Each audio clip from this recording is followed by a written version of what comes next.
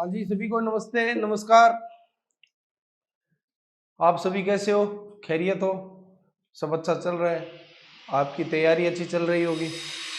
तो हमने दो वीडियो की दो वीडियो हमने रिकॉर्ड कर लिए थे इंटरनेशनल करंट अफेयर के। कितने कर लिए थे? दो वीडियो पढ़ लिए थे हमने। आज हम तीसरा वीडियो बनाने जा रहे हैं। कोशिश ये रहेगी कि तीसरे वीडियो के अंदर इंटरनेशनल करंट अफेयर पूरा हो जाए। अगर नहीं होगा तो फिर हम चौथे वीडियो के अंदर जाएंगे और चौथे वीडियो के अंदर ये होगा कि अगर वक्त मिला तो हम इन तीनों का क्या कर देंगे, एक कंबाइंड रिवीजन कर देंगे। तो आपको बार बार दूसरी जगह पढ़ना नहीं पड़ेगा। स्लाइड आपके टेलीग्राम ग्रुप पे डाल दी गई है, आप उसको डाउनलोड कर लेना और उसको पढ़ लेना। कुछ एक जगह छोटी मोटी त्रुटि मिल सकती है, वो ये होती है कि टाइपिंग मिस्टेक हो जाती है और कई बार थोड़ी बहुत संख्या भी ऊपर नीचे हो जाती है, आप उनको देख लेना। अगर कोई चीज गलत है तो मैं आपको वीडियो में बोल के नोट भी करवा रहा हूं और उसको दुरुस्त करवा के भी आपको भेज दी जाएगी। इसके बाद आप ये कीजिएगा कि कोई एक बुक मार्केट से जो भी आपको अच्छी लगे उसको लीजिएगा और इंटरनेशनल करंट अफेयर मेरे वीडियो सुनने के बाद फटाफट अपनी नज़रों में से निकाल लेना। और कोई ऐसा फैक्ट जो आपको ये लगता है कि बहुत ही ज़रूरी है उसको आप नोट कर लेना, और ऐसा लगे ज़रूरी नहीं है उसको छोड़ देना। ठीक, क्योंकि कई बार क्या होती है, डाटा की भरमार कर दी जाती है और इंटरनेशनल करंट अफेयर में आरएएस में डिफिकल्ट क्वेश्चन अक्सर नहीं आते हैं, नज़रों में से निकली हुई चीज़ें आती है। और ये इंटरनेशनल करंट अफेयर का सबसे बड़ा फायदा है। हम चाहते तो सबसे पहले राजस्थान का करंट अफेयर ले सकते थे, ऐसी भी स्कीम ले सकते थे, योजनाएं ले सकते थे, या राजस्थान के कोई आयोग ले सकते थे, राजस्थान का अलग अलग जिला ले सकते थे। उसका जो मैटर है ना वो यूट्यूब पे भंडारे की तरह हर जगह उपलब्ध है, लेकिन इंटरनेशनल वाला कम उपलब्ध है। और साथ में अगर इंटरनेशनल का उपलब्ध है तो बैकग्राउंड का जो स्टोरी होती है ना उसके बारे में कम नॉलेज के साथ वो उपलब्ध है। तो हमने कोशिश ये की कि आपको सबसे पहले इंटरनेशनल करवाया जाए, उसके बाद हम आएंगे नेशनल में। क्यों? क्योंकि इंटरनेशनल की जो चीज़ें होती है ना वो नेशनल इवेंट के साथ जुड़ी हुई होती है। जैसे मान लो कि हम जनवरी का नेशनल करंट अफेयर पढ़ेंगे तो हम ये पढ़ेंगे 26 जनवरी के गणतंत्र दिवस पर मिस्र के राष्ट्रपति आए हुए थे, अब्दुल फतेह अल सीसी। अब अब्दुल फतेह अल सीसी को हमने इंटरनेशनल करंट अफेयर में 4 बार पढ़ लिया, फिर वहां पे नेशनल में पढ़ेंगे। फिर मिस्र के राष्ट्रपति है तो फिर हम वापिस बताएंगे कि मिस्र अभी अभी ब्रिक्स प्लस में शामिल हुआ है, अभी अभी मिस्र एनडीबी में शामिल हुआ है, न्यू डेवलपमेंट बैंक में शामिल हुआ है। तो जब नेशनल पढ़ेंगे ना तो इंटरनेशनल का रिवीजन भी साथ साथ में हो जाएगा। फिर मान लो कि 26 जनवरी को हम ऐसे आदमियों को पढ़ेंगे जैसे अपने डिम्पल भाटी है, या वो एक जेतावत जी है पाली के, उनका नाम आएगा कि 26 जनवरी के परेड में इन्होंने क्या योगदान दिया, वो राजस्थान के। तो फिर नेशनल के साथ थोड़ा थोड़ा राजस्थान का भी रिवीजन होगा। किसको पद्म विभूषण मिला, किसको पद्म श्री मिला, तो वो भी फिर क्या हो जाएगा, रिवीजन हो जाएगा। तो इस तरीके से सिलसिलेवार हम पढ़ेंगे और धीरे धीरे चलते चलते चलते पहले इंटरनेशनल, फिर नेशनल, फिर राजस्थान, और फिर बाद में धमाधम धुंधाधुंध अंधाधुंध मैराथन क्लासेस लेंगे और आपका करंट क्या हो जाएगा, कंप्लीट हो जाएगा। इसके साथ साथ पैरेलल आपके पास मॉडर्न इंडिया की क्लासेस है, वो आती रहेगी, आप उनको देखते रहना। और मॉडर्न इंडिया और करंट है ना वो आपको मैं कंप्लीट करवाने की पूरी कोशिश करूंगा जितना मेरे से हो पड़ेगा। और मुझे ये लग रहा है कि मैं जितना बताऊंगा उससे 90-95% क्वेश्चन आ जाएंगे, उससे बाहर नहीं आएंगे। पीछे का अनुभव यही कहता है, ठीक है। बाकी एग्जाम अनप्रेडिक्टेबल होता है हमेशा ही, और यूपीएससी की तैयारी करने वाले तो यूपीएससी को हमेशा ही हंसते हैं कि यूपीएससी का नाम यूनियन पब्लिक सर्विस कमीशन नहीं, अनप्रेडिक्टेबल पब्लिक सर्विस कमीशन है। अब हो सकता है ये थोड़ा आरबीएससी भी इस चीज से ग्रहण कर ले, तो लेकिन फिर भी करंट अफेयर का क्वेश्चन बाहर नहीं आएगा, इतना पक्का है। मॉडर्न इंडिया का तो पता नहीं कोई फैक्ट इधर उधर हो जाए, लेकिन करंट अफेयर का क्वेश्चन है ना वो बाहर नहीं आएगा। आप इत्मीनान से आराम से 1x करके 1.5x करके 2x करके इसको सुनिए। एक मैगजीन कोई भी लिया है, ये जो भी अच्छी लगे आपको, मुमल अच्छी लगे या कोई भी अच्छी लगे, उसको ले आइए और इंटरनेशनल करंट अफेयर को पढ़ लीजिए और इधर ये वीडियो सुन लीजिए। मैं कह रहा हूं कहीं कुछ देखने की जरूरत नहीं है, ठीक है। चलो आगे बढ़ते हैं। ऑपरेशन दोस्त, ऑपरेशन दोस्त तुर्की के अंदर जब भूकंप आया था तब भारत ने चलाया था। तुर्की का जो नाम है अब तुर्की ए कर दिया गया है, ठीक है। और मैंने ये भी बताया था कि तुर्की एशिया और यूरोप के बीच में पड़ता है। इधर आता है ब्लैक सी, फिर आता है सी ऑफ मरमरा, फिर आता है मेडिटेरियन सी, यहाँ पे पड़ती है बॉस्फोरस संधि और यहाँ पे पड़ती है डर्डनेलिज जल संधि। ठीक है, क्योंकि ये जो इलाका है ना ये ज्योग्राफी की दृष्टि से भी इंपॉर्टेंट रहता है। ठीक है, तुर्की है, इसका नाम कर दिया गया है। यहाँ के जो राष्ट्रपति है रिचब तैयब अर्देगान। ठीक है, रिचब तैयब अर्देगान ये वापिस राष्ट्रपति बन गए। एक बार इस्तांबुल के मेयर बने थे, उसके बाद ये राज से कभी वापिस नहीं गए। वापिस जब हम इंटरनेशनल पर्सनैलिटी पढ़ेंगे तो रिचब तैयब अर्देगान वापिस आएंगे। ठीक है, इसी तरीके से और ऑपरेशन कौन कौन से थे? ऑपरेशन गंगा था युद्धग्रस्त यूक्रेन में जो भारतीय छात्र फंसे थे उनको वापस लाने के लिए ऑपरेशन गंगा चला था। वो वंदे भारत मिशन, ऑपरेशन समुद्र सेतु, कोरोना में जो भारतीय विदेश में थे उनको भारत लाने का अभियान था ऑपरेशन दोस्त। Sky tracks world airport awards, विश्व का सर्वश्रेष्ठ एयरपोर्ट ये है और इंदिरा गांधी अंतरराष्ट्रीय एयरपोर्ट को लगातार 5वां व दक्षिणी एशिया का सर्वश्रेष्ठ पुरस्कार मिला है। विश्व पर्यटन लचीला दिवस 17 फरवरी 2023 को यह प्रथम दिवस बनाया गया था, ये हमने पढ़ लिया था। फिर उसके बाद मैंने आपको बताया था कि ये नॉर्वे रहता है, ये स्वीडन रहता है, ये फिनलैंड रहता है, यहाँ पे गल्फ ऑफ बोथनिया रहती है, यहाँ पे बाल्टिक सी रहता है, यहाँ पे नॉर्थ सी रहता है और यहाँ पे रहता है नॉर्वियन सी। मैंने कहा था ये जो स्कैंडिनेविया का जो मैप है वो बहुत इंपॉर्टेंट रहता है, क्योंकि अक्सर जो जितने इंडेक्स आते हैं और उनके अंदर ये लगभग 1 या 2 नंबर पे रहते हैं, चाहे HDI हो, चाहे डेमोक्रेसी इंडेक्स हो, चाहे प्रेस फ्रीडम इंडेक्स हो। और उसके साथ साथ एक खबर ये रहती है कि नोबेल प्राइज में भी इन 2 देशों के नाम आते हैं। ठीक है, स्टॉकहोम इंटरनेशनल वो पीस रिसर्च इंस्टीट्यूट है सिप्री, वो स्वीडन के अंदर है, इसीलिए इन नक्शों को थोड़ा गौर से देखना। ठीक है, तो ये होता है गल्फ ऑफ बोथनिया, ये होता है बाल्टिक सी और ये आता है नॉर्थ सी और ये आता है नॉर्वियन सी और इसके नीचे वो यूरोप का नक्शा रह जाता है। और देखो यहाँ पे ये रूस लगता है और इसीलिए क्या है मैंने बताया था कि फिनलैंड है वो 31वां देश बन गया है नाटो के अंदर, क्योंकि उसको लगता है कि रूस ने यूक्रेन को भी जीतने की कोशिश की है, रूस ने यूक्रेन के ऊपर युद्ध किया है, तो वो कल मेरे पैर भी नहीं कर दे, क्योंकि द्वितीय विश्व युद्ध की यादें इसको सताती है रह के। ठीक है, ये G20 का मैप था, मैंने बताया था G20 में कौन कौन से देश शामिल है। उत्तरी अमेरिका के अंदर कनाडा शामिल है, संयुक्त राज्य अमेरिका शामिल है, USA शामिल है, दक्षिण अमेरिका के अंदर ब्राजील और अर्जेंटीना शामिल है और दक्षिण अफ्रीका के अंदर सिर्फ दक्षिण अफ्रीका शामिल है, यहाँ पे ऑस्ट्रेलिया शामिल है। एशिया के अंदर जापान शामिल है, दक्षिणी कोरिया शामिल है, नीचे इंडोनेशिया शामिल है, भारत शामिल है, चीन शामिल है, रूस शामिल है, फिर मध्य पूर्व के अंदर सऊदी अरब शामिल है, तुर्की शामिल है। ठीक है, यूरोप के अंदर 4 देश है, इंग्लैंड, फ्रांस, जर्मनी और इटली। जब मैं छोटा था ना तो ये जर्मनी और इटली मेरे को कभी याद नहीं रहते थे और फ्रांस और रूस में भी मैं कंफ्यूजन में हो जाता था। फिर बड़ा हुआ, फिर धीरे धीरे आया, लेकिन जर्मनी इटली में कंफ्यूजन तो लगभग MSc करता था तब भी कंफ्यूजन रहता था, तो याद रखना। खैर अब तो याद इसमें रखने की जरूरत नहीं है, जर्मनी और इटली दोनों ही शामिल है। ठीक है, ये G20 है। 8 से 10 तारीख को अभी सितंबर में भारत में इसकी मीटिंग होगी, भारत में इसकी क्या होगी, मीटिंग होगी। वेरी वेरी इंपॉर्टेंट, आप ध्यान रखना 8 से 10 सितंबर को ये इंपॉर्टेंट मीटिंग होगी, तब आप इसको ढंग से पढ़ लेना। और मुझे लग रहा है कि G20 के ऊपर क्वेश्चन आएगा, क्योंकि मोदी जी ने भारत में जगह जगह G20 की मीटिंग करवाई थी और इन्होंने एक महर्षि पहल भी शुरू की थी, महर्षि पहल, महर्षि इनिशिएटिव। ये किसके लिए थी, बाजरे के लिए थी। क्या थी, बाजरे के लिए। और अंतरराष्ट्रीय मिलेट ईयर घोषित किया है इस बार 2023 को, अंतरराष्ट्रीय मिलेट ईयर 2023। और ये जो महर्षि पहल है ना ये बाजरे से संबंधित है, G20 के अंदर ये चल रही है। भारत में कई 100 मीटिंग हो चुकी है G20 के लिए और अब G20 की नई दिल्ली में मीटिंग होने वाली है।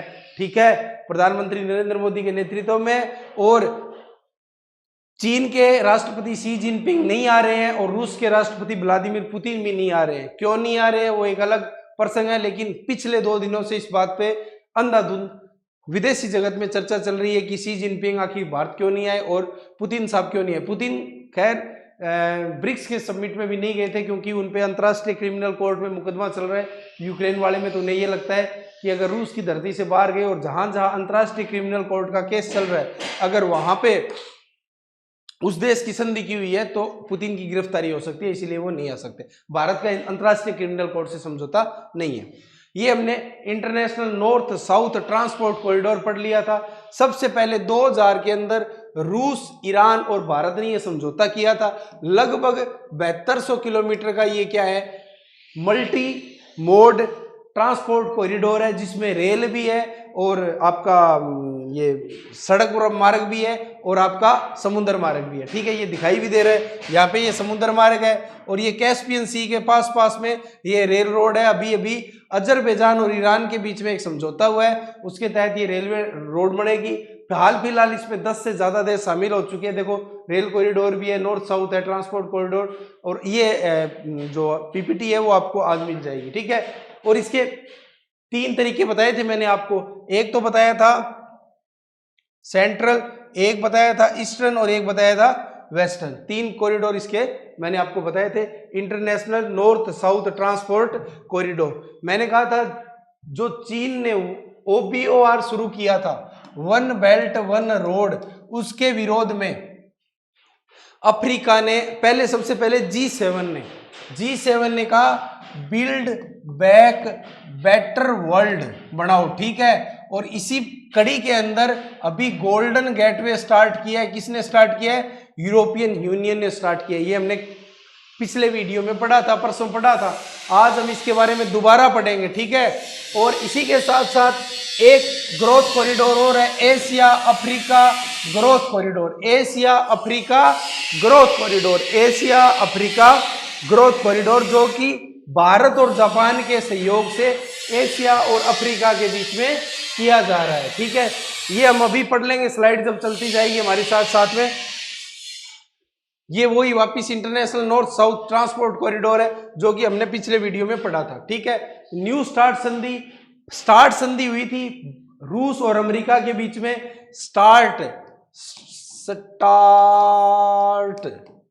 स्ट्रेटेजिक आर्म्स रिडक्शन ट्रीटी की जो आर्म्स है ना उनका रिडक्शन करना है, रूस और अमेरिका के बीच में हुई। बाद में इसका नाम न्यू स्टार्ट दे दिया गया और अब रूस ने बोला यूक्रेन युद्ध के परिप्रेक्ष्य में कि हम न्यू स्टार्ट संधि को आगे नहीं ले जाएंगे। इससे पहले एक संधि और होती थी जिसका नाम था salt, strategic arms limitation talk. सिर्फ इसमें टॉक होती थी, ये ट्रीटी थी और ये अच्छी चल रही थी और रूस अमेरिका के बीच में हथियारों की होड़ इससे कम हुई थी। लेकिन हाल फिलहाल ये कि युद्ध हो गया और अमेरिका और रूस के बीच में तनातनी है, वो अब चरम पे है। यूपीआई विद पे नाउ, सिंगापुर के पे नाउ के साथ हमने समझौता कर लिया है। अब हम सिंगापुर भी जाके अपने फोन पे से वहां पे मनी का ट्रांजैक्शन कर सकते हैं। फाइनेंशियल एक्शन टास्क फोर्स, ठीक है, इसमें क्या किया है, रूस को निलंबित कर दिया गया है। पहले क्या था, ग्रे लिस्ट में पाकिस्तान रहता था, लेकिन पाकिस्तान को अब ग्रे लिस्ट से बाहर निकाल दिया गया है। ठीक है, global anti money laundering watchdog financial action task force है, ये G7 का एक ग्रुप है। अंतरराष्ट्रीय सौर गठबंधन 2015 में भारत और फ्रांस ने मिलकर शुरू किया था। पेरिस जब सम्मेलन हुआ था COP 21 के दौरान किया था। अब इसमें बहुत सारे देश शामिल होते जा रहे हैं। इसका मुख्यालय वो गुड़गांव और हाल में गुरुग्राम जिसको कहा जाता है उसके अंदर है। सूडान के अंदर भारत ने महिलाओं के नेतृत्व में एक शांति सेना भेजी है, अबई क्षेत्र के अंदर है। वहां पे क्या है, सूडान के अंदर सूडान की जो आर्मी है और सूडान का एक पैरामिलिट्री फोर्स है, उसके बीच में आपस में तनाव चल रहा है, लड़ाई चल रही है। और वहां पे एक ग्रुप भी है, वागेनार ग्रुप। ये वागेनार जो ग्रुप है ना, ये ग्रुप है रूस का, और इसका एक आदमी जो मुखिया था जिसने पुतिन के खिलाफ बगावत कर दी थी, बाद में पुतिन साहब ने उसको टपका दिया था, उसके बारे में हम आगे जाके बात करेंगे। वागेनार ग्रुप किसका है, ये रूस का है और ये इसने अफ्रीका के अंदर समांतर तौर पर अपने बहुत सारे अवैध गतिविधियां चला रखी है। और कहा जा रहा है कि जो मध्य पूर्व और अफ्रीका है वहां पे रूस इस वागेनार ग्रुप के द्वारा है ना अपनी दखल को और ज्यादा बढ़ा रहा है। और वैसे भी ये बोला जा रहा है कि मध्य पूर्व में अब USA की जो पकड़ है वो कम हुई है, तो इसके कारण रूस और जो चीन है ना वो अपनी पकड़ वहां पे मजबूत करना चाह रहे हैं। तो अफ्रीका के अंदर तो स्पेशली तौर पर वागेनार ग्रुप के द्वारा बहुत सारे देशों में खनिजों के दोहन में इस ग्रुप ने बड़ी भूमिका अदा की है और ये सूडान के अंदर भी एक्टिव है। इसके बारे में हम पढ़ेंगे। ठीक है, केविन मैकार्थी है वो अमेरिकी प्रतिनिधि सभा के अध्यक्ष बन गए हैं, ये हमने पढ़ लिया था। ठीक है, आगे चलते हैं। लूला दा सिल्वा किसके हैं? ब्राजील के नए राष्ट्रपति है। क्रोएशिया है, इसने यूरो को अपनी आधिकारिक मुद्रा अपना ली है। और मैंने कहा था 2013 में आरएस में क्वेश्चन आया था कि कौन सा देश अभी अभी यूरोपियन यूनियन में शामिल हुआ था, तो उस वक्त क्रोएशिया था। अब की बार पूछ सकते हैं कि किसने अभी अभी आधिकारिक यूरो मुद्रा को अपनाया, तो कौन सा है? क्रोएशिया है। कौन सा है? क्रोएशिया है। ठीक है, जलवायु परिवर्तन सम्मेलन ये 28वां था, मैंने आपको बताया था। कहां पे होगा? दुबई में होगा। 27वां कहां हुआ था? मिस्र के शर्म अल शेख में हुआ था। और फिर मैंने कहा था बायोडाइवर्सिटी का COP 15 कहां पे हुआ था? मॉन्ट्रियल कनाडा में हुआ था। ठीक है, ये जो COP 28 है इसको CMP 18 भी बोला जाता है। क्या बोला जाता है? CMP 18 भी बोला जाता है, ये मैंने आपको बताया था। ठीक है, आगे चलते हैं। न्यूजीलैंड की अगली होप कौन है? क्रिस हॉपकिंस है, 41वें प्रधानमंत्री बने हैं। ग्लोबल फायर पावर रिपोर्ट आई है, भारत दुनिया की चौथी बड़ी सैन्य ताकत है। ठीक है, 145 देशों में इसकी रैंकिंग हुई थी, भारत चौथे नंबर पर था। AC चारणिया है वो नासा के चीफ टेक्नोलॉजिस्ट नियुक्त हुए। AC चारणिया नासा भारतीय मूल के है। आगे जाके एक आदमी और पढ़ेंगे हम अनिल नाम से, वो भी आगे के भविष्य के अंतरिक्ष यात्री के तौर पर, नासा के भविष्य के अंतरिक्ष यात्री के तौर पर चुने गए हैं, जिनका नाम अनिल है। अजय बंगा को हमने पढ़ा था, अजय बंगा वर्ल्ड बैंक के मुख्य अधिकारी बने हैं, वो भी भारतीय मूल के हैं। एशिया की प्रथम हाइड्रोजन ट्रेन चीन में चल रही है, भारत में चलेगी हरियाणा में, सोनीपत और जिंद के बीच में। ठीक है, 2023 के अंत तक संभावित है। COP 15 मैंने अभी अभी आपको बताया था, 15वां संस्करण हुआ था, मॉन्ट्रियल कनाडा के अंदर हुआ था। ठीक है, आगे चलते हैं। ब्रिटिश भारतीय सेना स्मारक ग्लासगो स्कॉटलैंड के अंदर बना था, 2 विश्व युद्धों में अंग्रेजों के साथ शहीद हुए भारतीय सैनिकों की याद में, यह भी हमने बता दिया था। ठीक है, आगे चलते हैं। वैश्विक अंतर सरकारी निकाय कोई इंपॉर्टेंट नहीं है, आगे चलो। संयुक्त राष्ट्र मुख्यालय बहुत बार बता दिया, डेनिस फ्रांसीसी 78वां स्तर था।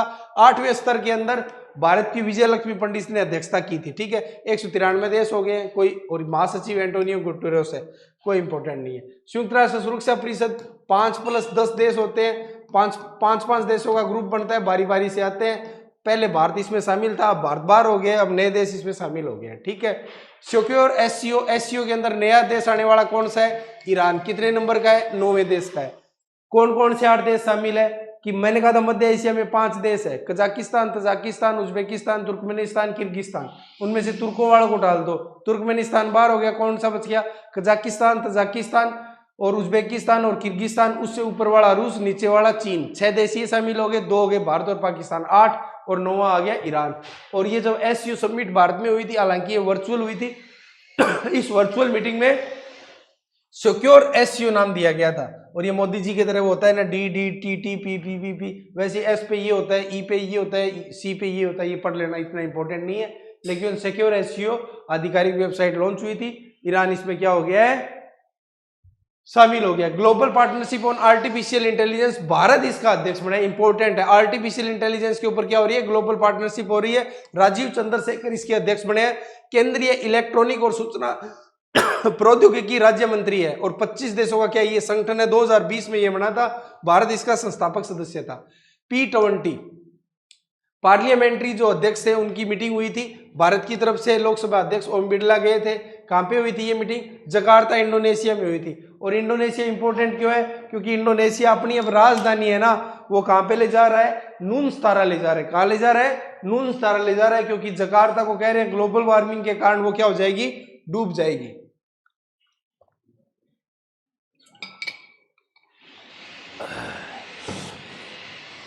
ग्लोबल वार्मिंग के कारण क्या हो जाएगी? डूब जाएगी जकार्ता, इसीलिए उसको उठा के नूनस्तारा ले जाया जा रहा है। कहां ले जाया जा रहा है? नूनस्तारा ले जाया जा रहा है। इसकी बात हम वापिस करेंगे। पनामा सिटी में 19वां संस्करण हुआ था, वन्य जीवों और वनस्पतियों के लिए sites convention of international trading of endangered species of flora and fauna, सबके लिए थी ये, वन्य जीवों और वनस्पतियों के लिए थी। पनामा सिटी में 19वां संस्करण साइट्स था ये, मैंने अलग से नोट कराया था, साइट्स को आप नोट कर लेना। होता क्या है कि इनके अलग अलग अपेंडिक्स बने होते हैं, उस अपेंडिक्स में किस वनस्पति को, किस जंतु को शामिल करना है, किसको बाहर निकालना है, किसको एक अपेंडिक्स से हटा के दूसरे अपेंडिक्स में ले जाना है, इसके ऊपर मीटिंग होती है। ये 2-3 नाम दिए हुए, लिप्स ऑफ सेंट और एक दिया हुआ बट्टाकूर, आप पढ़ लेना। एंटोनियो गुटेरेस, ठीक है। इनकी जो सबसे इंपॉर्टेंट बात है मिशन लाइफ, भारत का ये पर्यावरण संरक्षण की दिशा में भारत द्वारा शुरू किया गया क्या है, जन आंदोलन है। Mission life very very important. Mission life क्या है कि दुनिया को भारत बताएगा कि पर्यावरण संरक्षण की दिशा में हम कैसा जन आंदोलन शुरू कर रहे हैं। आगे चलो, ऋषि सुनक 57 में प्रधानमंत्री बन गए। किसको हटाया है, लिज ट्रस को हटा के ये खुद बन गए। प्रथम एशियाई मूल के व्यक्ति है, ब्रिटेन के, अभी पीएम बने। अस्ताना कजाकिस्तान की राजधानी, पहले अस्ताना थी फिर नूर सुल्तान कर दिया, नूर सुल्तान से वापस अस्ताना कर दिया, पढ़ लिया था। शेख हसीना बांग्लादेश की प्रधानमंत्री है, ठीक है। मैत्री सुपर थर्मल पावर प्रोजेक्ट का एक प्रथम इकाई का इन्होंने क्या किया, उद्घाटन किया। और एक मैत्री पाइपलाइन चली रही है, हमने इसके बारे में बात कर ली थी, ठीक है।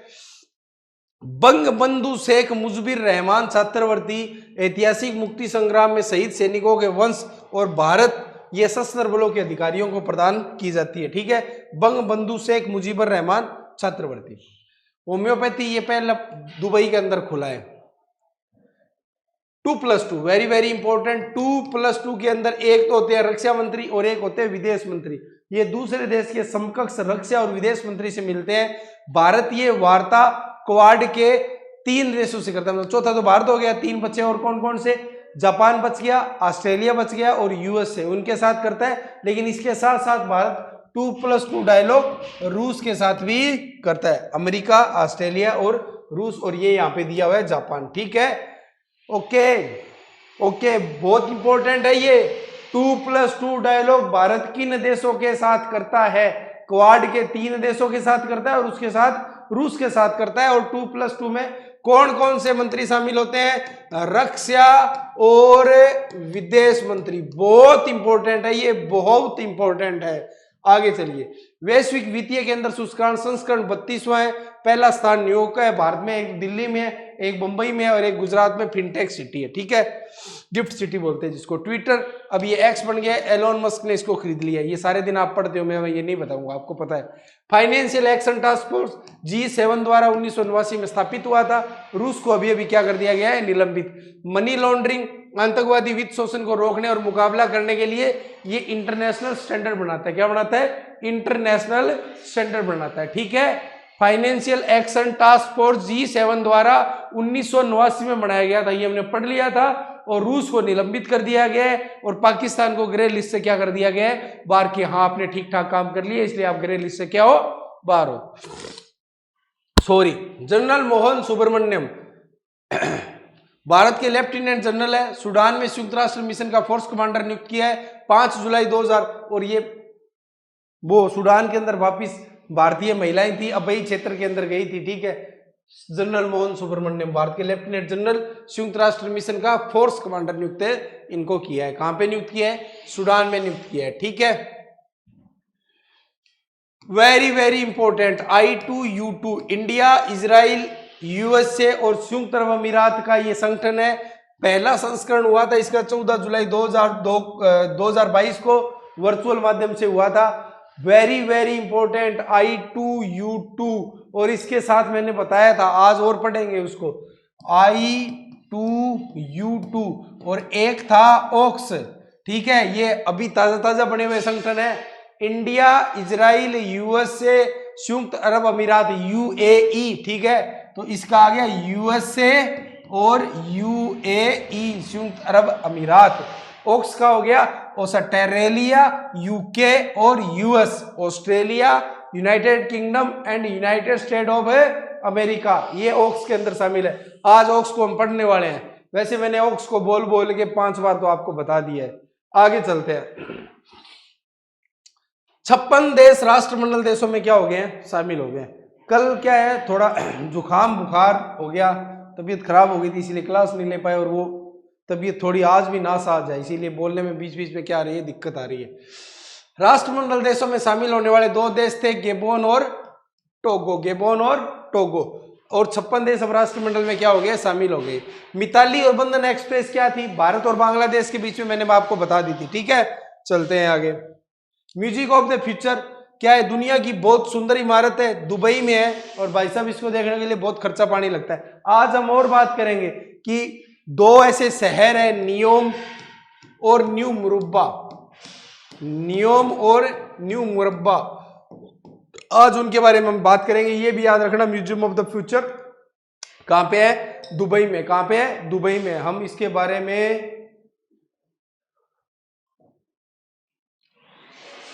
आपसे बात करेंगे, ठीक है।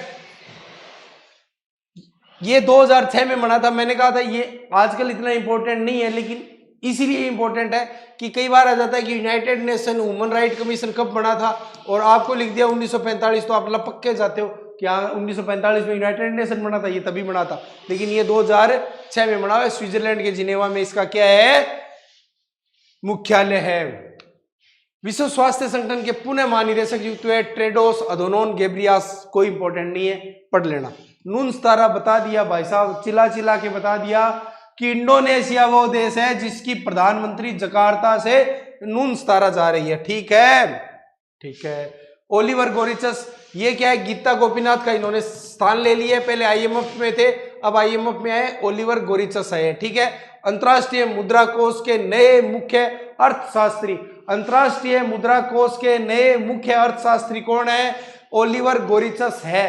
पहले कौन थी, गीता गोपीनाथ थी। कौन थी, गीता गोपीनाथ थी। फिलीपींस, फिलीपींस को भारत ब्रह्मोस बेचेगा, और फिलीपींस के 3 या 4 अड्डों पर अमेरिका अपनी सेना को भी नियुक्त करेगा, ये आज हम पढ़ने वाले हैं। मैंने आपको परसों के वीडियो में ये बताया भी था कि फिलीपींस, मैंने देखो आपको एक मैप बनाया था, मैंने कहा क्वाड बनाओ, ये भारत हो गया, ये जापान हो गया, ये यूएसए हो गया, ये ऑस्ट्रेलिया हो गया, इसको ऐसे खींच लो, ये खींच लिया, ये उल्ट पुटड़ा क्वाड बन गया, क्वाड बन गया। इस क्वाड के बीच में जो रीजन है ना, इसको बोलते हैं इंडो पैसिफिक। इस इंडो पैसिफिक को ये 4 देश कहते हैं, हम बनाएंगे फ्री, ओपन और प्रोस्परस। क्या बनाएंगे, फ्री, ओपन, प्रोस्परस। तो इस इंडो पैसिफिक रीजन में जो भी देश है ना, उनको ऑस्ट्रेलिया मदद करने की कोशिश करता है, यूएसए मदद करने की कोशिश करता है, भारत मदद करने की कोशिश करता है, क्योंकि चीन 1 चाइना पॉलिसी के तहत या 9-10 लाइन के तहत ये कहता है कि भाई साहब ये इलाका भी मेरा, ये इलाका भी मेरा, ये द्वीप भी मेरा, उसारो की मेरो है, इंडो पैसिफिक पूरा मेरो है, मेरो मर्जिया मैं बिया करूंगा। तब ये देश कहते हैं नहीं, हम ऐसा नहीं करने देंगे। तब फिलीपींस को क्या है, भारत ने ब्रह्मोस मिसाइल भेजी है, और अमेरिका इसको क्या करने वाला है, मदद करने वाला है। और मैंने आपको यह भी बताया था कि जब सेकंड वर्ल्ड वॉर हुआ था, तब इन द्वीपों पर जापान ने कब्जा कर लिया था, तो आगे चलकर पहले यूएसए इन द्वीपों पे कब्जा करता है, फिर इन द्वीपों पे कब्जा करते हुए आगे बढ़ते बढ़ते बढ़ते जापान को हरा देता है। 6 अगस्त हिरोशिमा, 9 अगस्त Nagasaki. Golden gateway European union द्वारा चलाई गई परियोजना है, चीन के 1 बेल्ट 1 रोड इनिशिएटिव के खिलाफ है, ठीक है, बेहतर विकल्प देने के लिए। किसके लिए, कि ओपीओआर में जो कर्ज के कारण जैसे श्रीलंका को फंसा दिया था, बहुत सारे, अभी कुछ तो यूरोपीय देश भी फंसे हुए हैं, कुछ लैटिन अमेरिकन देश भी फंसे हुए हैं ओपीओआर के अंदर। तो यूरोप वाले बोले नहीं भाई साहब, हम बढ़िया योजना लेके आ रहे हैं, आपको बताएं गोल्डन गेटवे। क्या नाम है, गोल्डन गेटवे, ठीक है। इससे पहले ना G7 ने एक और दिया था, लिख लेना, build back better world, build back better world, build back better world, build back better world, build back better world, BBBW, triple BW, build back better world. किसने दिया था, G7 ने दिया था। किसने दिया था, G7। कि जो चीन का 1 बेल्ट 1 रोड है ना, उससे भी बेहतर विकल्प देंगे हम, तो हम ला रहे हैं बिल्ड बैक बेटर वर्ल्ड। उसी कड़ी के अंदर यूरोपियन यूनियन लेके आया गोल्डन गेटवे, इंपॉर्टेंट है। मूरा दरवा डेन्यूब 5 देशों से निकलेगी, 3 नदियां हैं, और सबसे बड़ा क्या है, बायोस्फीयर रिजर्व है। यूनेस्को ने इसको प्रथम 5 देशों का बायोस्फीयर रिजर्व घोषित किया है। यूनेस्को में यूएसए ने पहले फिलिस्तीन को ज्यादा महत्व देने के चक्कर के अंदर यूनेस्को को यूएसए ने छोड़ दिया था। अब वापिस यूएसए इस यूनेस्को को क्या कर रहा है, ज्वाइन कर रहा है। और इससे पहले भी अमेरिका ऐसा कर चुका है 1980 के दशक में, कि यूनेस्को को एक बार छोड़ दिया था, फिर वापिस यूनेस्को को ज्वाइन कर लिया था। तो ये होता है कि भाई तेरे बिना रहा नहीं जाता, एक बार छोड़ के चले जाते हैं, फिर बोलता है यूनेस्को देखो किस रास्ते तुम जाते हो, सारे रास्ते वापस मेरे दिल को आते हैं, ऐसा कुछ गाना है एक ताल फिल्म का। तो ये यूएस से छोड़ के तो जाता है यूनेस्को, लेकिन वापस लौट के आ जाता है। ठीक है, तो याद रखना क्वेश्चन आ सकता है कि यूनेस्को को वापस ज्वाइन करने वाला देश कौन सा है, यूएस से। ठीक है, उसी यूनेस्को ने मूरा दरबार ने डेन्यूब है ना, इन 3 नदियों के बायोस्फीयर रिजर्व जो 5 देशों में मिला हुआ है, 5 देशों को आपको याद रखना है। कौन कौन से थे वो देश, ऑस्ट्रिया, स्लोवेनिया, कौन कौन से थे, ऑस्ट्रिया, स्लोवेनिया, 5 देश हाल फिलहाल मुझे याद नहीं आ रहे, ऑस्ट्रिया, स्लोवेनिया, हंगरी,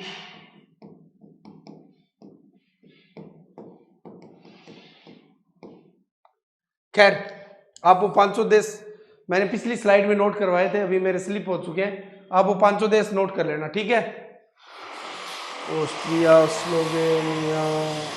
चलो, अनिल मेनन भारतीय मूल के क्या है, नागरिक है, नासा द्वारा भविष्य के अंतरिक्ष यात्री के तौर पर क्या हुए, चुने गए हैं। मैंने कहा था अनिल मेनन AC चारणिया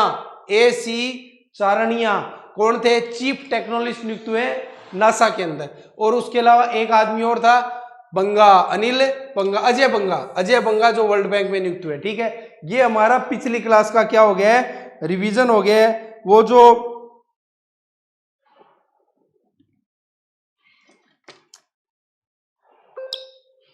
एक minute,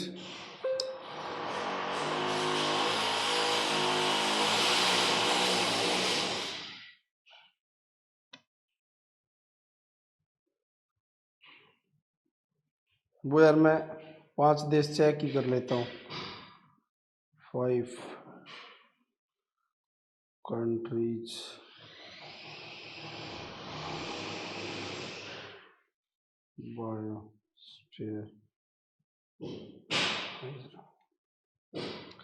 Austria, Slovenia, Croatia, Hungary और Serbia.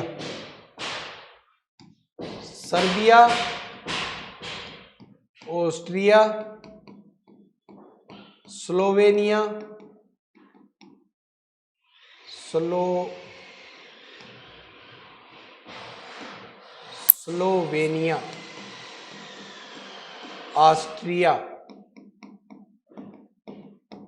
Austria, Slovenia, Hungary.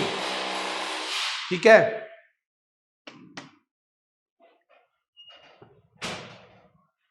Croatia,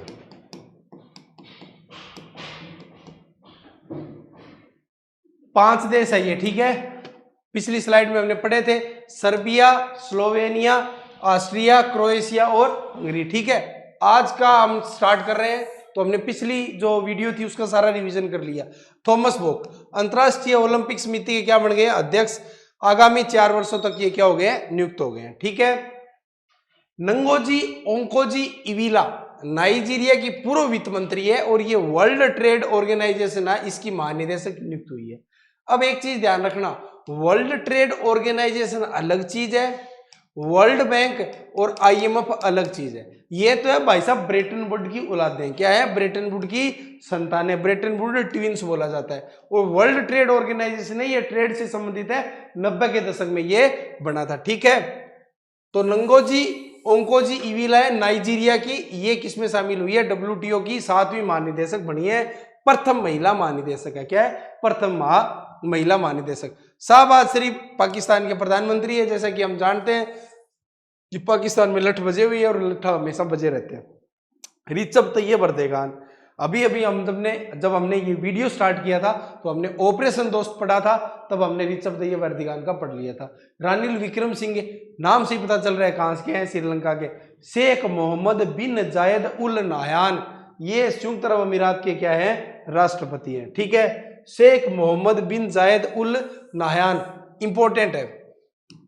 किस लिए इंपॉर्टेंट है मैं आपको बताता हूं कि संयुक्त अरब अमीरात अरब देशों में हाल फिलहाल वो देश है जहां की मोदी जी ने सबसे ज्यादा यात्रा की है, और ये हमारा सामरिक दोस्त है, खुफिया सूचनाओं का आदान प्रदान होता है। और अभी हमने इस देश के साथ I2U2 संगठन बनाया है, इंडिया, इजराइल, यूएसए, यूएई। ठीक है, तो ये जरूर याद रखना। नहीं हम शेख मोहम्मद बिन जायद उल नायान, 6 शब्द आ गए इसमें। शेख मोहम्मद बिन जायद उल नायान क्या है? संयुक्त अरब अमीरात के राष्ट्रपति है। विक्रम सिंह में नाम से पता चल रहा है। रिचप तैयब एर्दोगान फिलहाल मध्य पूर्व के सबसे ताकतवर नेताओं में से एक है और यूरोपियन यूनियन और यूएसए के खिलाफ अक्सर ये बयान देते रहते हैं। हमारे खिलाफ भी इन्होंने बयान दिया था जब 370 हटा था।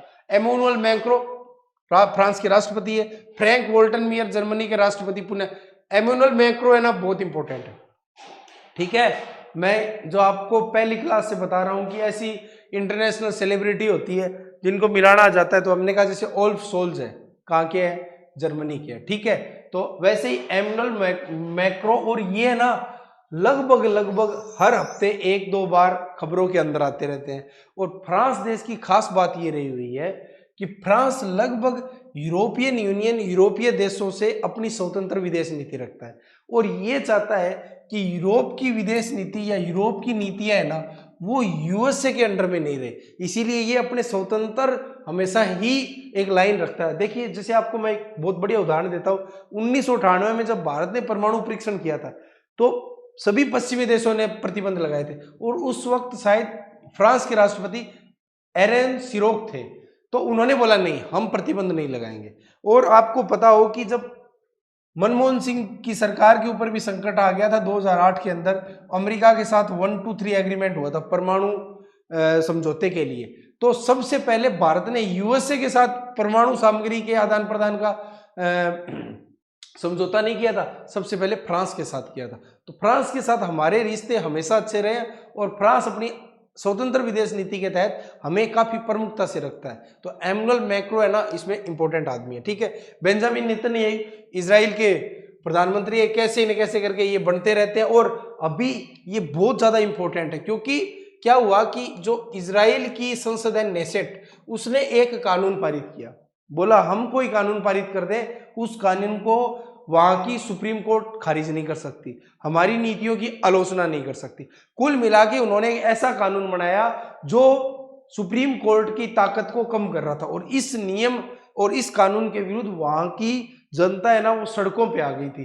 तो ये क्वेश्चन अक्सर टेस्ट सीरीज में कोचिंग पूछते रहते हैं और मुझे लगता है ये इंपॉर्टेंट है कि किस देश की संस्था ने सुप्रीम कोर्ट को कमजोर करने के लिए कानून बनाया था और उसके खिलाफ व्यापक जन विद्रोह हुआ था, प्रदर्शन हुए थे। ठीक है, नेसेट इनकी क्या है? संसद है। इजराइल के प्रधानमंत्री बेंजामिन नेतन्याहू काफी इंपॉर्टेंट रहते हैं और इजराइल और फिलिस्तीन की खबरें तो हफ्ता बीतता नहीं है उससे पहले पहले अखबार में आई जाती है। आगे चलते हैं और मैं आपको मैप बताऊंगा कल की वीडियो के अंदर। इजराइल का मैप, इजराइल की लोकेशन क्या है, गाजा पट्टी कहाँ पे है, सीरिया कहाँ पे है, लेबनान कहाँ पे है और वहाँ पे भूमध्य सागर कहाँ पे, क्योंकि ये ना बहुत ही छोटी जगह है और अक्सर वर्ल्ड मैप में अगर अपने वैसे नक्शे में देखते हैं तो वो दिखाई नहीं देती है ढंग से। और यूपीएससी ने तो एक बार 3 साल तक लगातार इजराइल के आसपास की लोकेशन का क्वेश्चन पूछा था, क्योंकि गाजा पट्टी और वेस्ट बैंक है ना, वो अक्सर हमेशा ही लगभग चर्चा में रहते हैं क्योंकि वहां पे कोई आतंकवादी गतिविधियां चलती है तो हमास पर इजराइल क्या करता रहता है? हमला करता रहता है। ठीक है, तो बेंजामिन नेतन्याहू अखबार में रहते हैं, एमैनुअल मैक्रों भी रहते हैं, इसीलिए ये क्या है? इंपॉर्टेंट है। ठीक है, जर्मनी का चांसलर इंपॉर्टेंट रहता है, राष्ट्रपति को कोई नहीं पूछता। ओल्फ सोल्स, पहले एंजेला मर्कल थी और 15 साल तक रही थी, बहुत पावरफुल लेडी थी वो। अब्दुल लतीफ रशीद इराक के राष्ट्रपति है। इराक तो चर्चा में तभी रहा था जब सद्दाम हुसैन था, उसके बाद अमेरिका ने इस देश का एकदम रायता ही कर दिया और अमेरिका ने इस देश को बर्बादी की तरफ धकेल दिया। अमेरिका ब्रिटेन ने मिलकर इस देश को बर्बाद कर दिया। खैर, लेकिन हमारे लिए इराक बहुत अच्छा देश है, हमें सही दाम में हमेशा ही पेट्रोलियम चीजें है ना वो उपलब्ध करवाता रहता है। शेख मोहम्मद बिन अब्दुल रहमान कतर के क्या है? प्रधानमंत्री है। ठीक है, कतर के प्रधानमंत्री, हमें याद वो वहां के जरूर याद रखने हमें। संयुक्त अरब अमीरात के मोहम्मद सामुद्दीन बांग्लादेश के राष्ट्रपति, इंपॉर्टेंट नहीं क्योंकि बांग्लादेश के प्रधानमंत्री शेख हसीना को याद रखना। अब्दुल फतेह अल सीसी बहुत बार बता दिया, नेशनल करंट अफेयर पढ़ाऊंगा तब बताऊंगा क्योंकि भारत के 26 जनवरी वाले परेड पे ये आए थे। और मिस्र किस लिए इंपॉर्टेंट है? क्योंकि मिस्र ब्रिक्स प्लस में भी शामिल हुआ है और मिस्र अभी ब्रिक्स के जो बैंक है, न्यू डेवलपमेंट बैंक, उसमें भी क्या हो गया है? शामिल हो गया है। आगे बढ़ते हैं। अब रिपोर्ट की बात करते हैं। वर्ल्ड रिस्क रिपोर्ट, ठीक है, ग्लोबल रिस्क रिपोर्ट, वैश्विक जोखिम रिपोर्ट है ये किसकी है?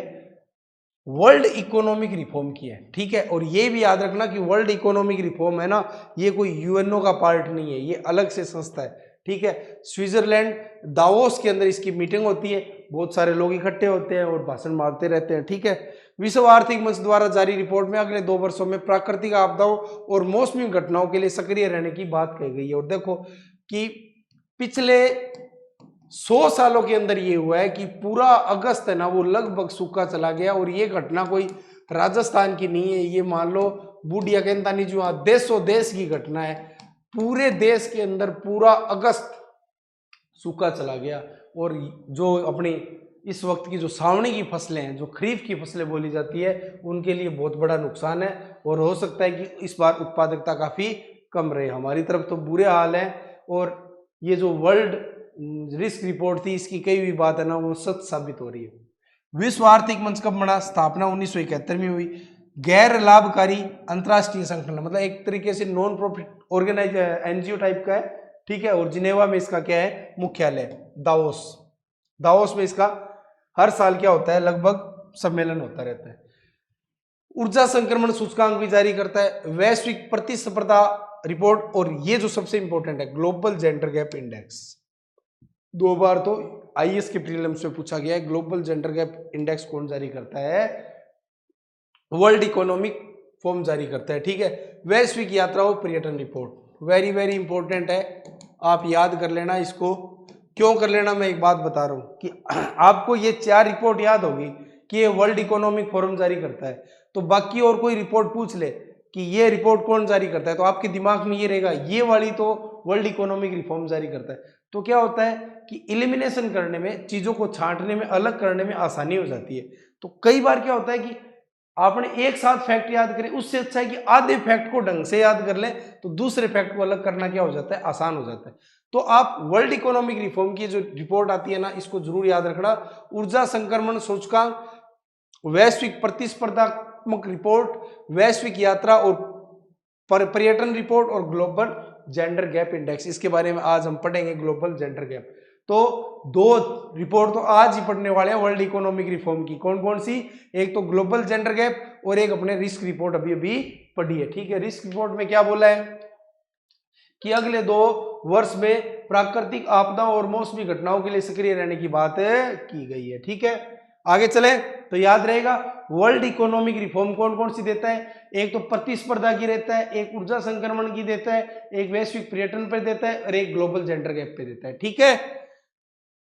इसको 4-5 बार पढ़ लेना। Voice of global south submit हुई, भारत में हुई थी, ठीक है। ग्लोबल साउथ क्या होता है? जो विकासशील देश होते हैं उनके लिए ये सम्मेलन हुआ था। मोदी जी ने इसका नेतृत्व किया था। इसका नारा था आवाज की एकता, और ऐसे कुछ था। कहां पे लिखा हुआ है? ये रहा, आवाज की एकता और उद्देश्य की एकता। आवाज की एकता और उद्देश्य की एकता। और मैंने आपको बार बार बताया था मैत्री शब्द, तो मैंने कहा मैत्री छात्रवृत्ति ऑस्ट्रेलिया की, मैत्री पाइपलाइन कहां की है? भारत और बांग्लादेश की, मैत्री ऑडिटोरियम भारत और श्रीलंका का, भारत और श्रीलंका का। और फिर मैंने एक नाम लिया था आरोग्य मैत्री। तो आज साथियों वो आरोग्य मैत्री हमारे सामने आ रहा है। इस परियोजना के अंतर्गत प्राकृतिक आपदाओं या मानवीय संकटों से प्रभावित किसी भी विकासशील देश को आवश्यक चिकित्सा सुविधा प्रदान करना क्या है? आरोग्य मैत्री। तो मैत्री से संबंधित 4 चीजें होगी। मैत्री छात्रवृत्ति भारत और ऑस्ट्रेलिया, मैत्री ऊर्जा पाइपलाइन भारत और बांग्लादेश, मैत्री ऑडिटोरियम भारत और श्रीलंका, और आरोग्य मैत्री वॉइस ऑफ ग्लोबल साउथ में भारत ने दुनिया को दी है कि कहीं भी विकासशील देशों में प्राकृतिक आपदा आ जाए तो हम आपको दवाई पानी देंगे, ठीक है। उसके बाद ये था global south centre of excellence, global south science and technology initiative. ये कुछ कदम उस टाइम, ये जो जनवरी के अंदर भारत में हुआ था, वॉइस ऑफ ग्लोबल साउथ शिखर सम्मेलन, और पीएम द्वारा, भारत द्वारा आयोजित हुआ था, ठीक है। 5 पहलुओं की शुरुआत की गई थी। Global south young diplomat forum था, ग्लोबल साउथ स्कॉलरशिप थी, ठीक है। पढ़ लेना इसको, लेकिन याद रखना ये भारत में हुआ था। और इसमें जो इंपॉर्टेंट चीज है वो आरोग्य मैत्री है। क्या है? आरोग्य मैत्री। और ये आरोग्य मैत्री मैंने आपको 4 बार पहले बता दी थी। इसमें कुछ इंपॉर्टेंट चीजें नहीं है। मालदीव के अंदर भारत ने एक सामुदायिक केंद्र खोला है, कोई इंपॉर्टेंट नहीं है। लश्कर ए तोयबा के अब्दुल रहमान मंकी को वैश्विक आतंकवादी घोषित किया है। ब्राजील ने अपने इस क्षेत्र में अवैध खनन और कुपोषण के कारण चिकित्सा आपात की घोषणा की है, कोई इंपॉर्टेंट नहीं है। चलो आगे बढ़ते हैं। सबरा गमुआ विश्वविद्यालय श्रीलंका में, और इसके अंदर क्या है, हिंदी पीठ की एक स्थापना की है। और क्या है, ये भी इंपॉर्टेंट है कि ऑस्ट्रेलिया के अंदर पंजाबी की एजुकेशन अब देनी स्टार्ट की, क्योंकि पंजाब वाले वहां जाके बहुत बस क्या है ना, ऑस्ट्रेलिया, न्यूजीलैंड और कनाडा, ठीक है, यहाँ पे ऑस्ट्रेलिया, न्यूजीलैंड और कनाडा, ठीक है। तो ऑस्ट्रेलिया वो देश है जहां पे अब पंजाबी पढ़ाई जाएगी, ताकि कल्चरल एक्सचेंज हो। मतलब इन चीजों का होता क्या है कि इन चीजों को देने से कल्चरल एक्सचेंज होता है। पहले एक मूवी भी आई थी, क्रुक मूवी आई थी कोई 2011-12 के अंदर, जब ऑस्ट्रेलिया छात्रों पे हमला होता था, तो इमरान हाशमी की फिल्म थी, उसमें एक गाना भी था, छल्ला छल्ला करके, ऐसे बब्बू मान का गए होते, हाँ पता नहीं, मुझे ध्यान नहीं है, लेकिन वो हमने उस वक्त बहुत सुना था, ठीक है। तो इसीलिए क्या वहां पे पंजाबी पढ़ाई जा रही, क्योंकि भारत के बहुत सारे लोग वहां पे रहने लग गए। तो याद रखना, ऑस्ट्रेलिया में पंजाबी और श्रीलंका में हिंदी, ठीक है।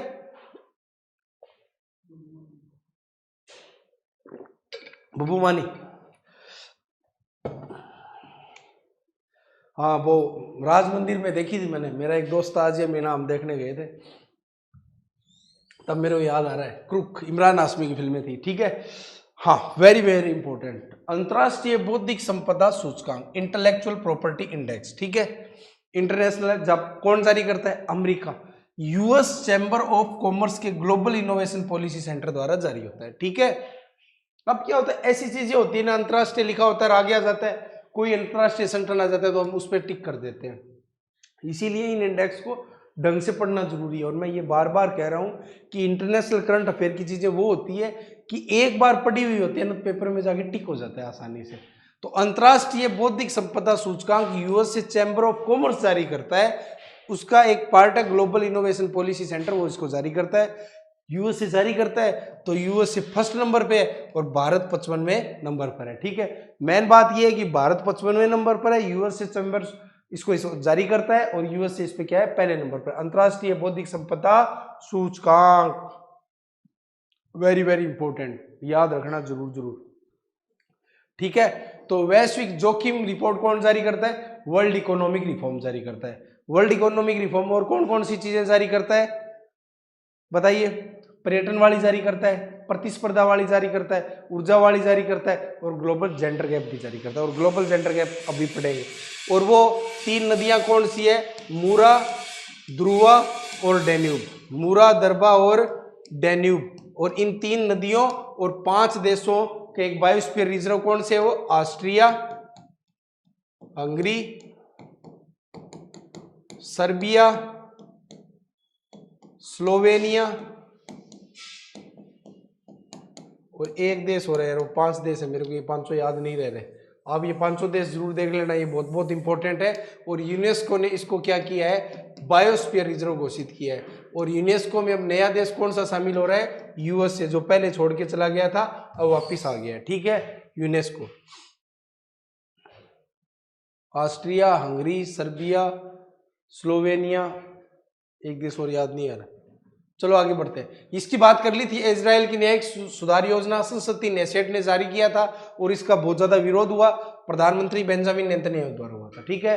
तो याद रखना, बेंजामिन नेतन्याहू कहाँ के नेता है, इजराइल के है। संसद का नाम क्या है, नेसेट। और किस देश के अंदर न्यायिक सुधार के विरुद्ध विरोध प्रदर्शन किया था जनता ने, इजराइल।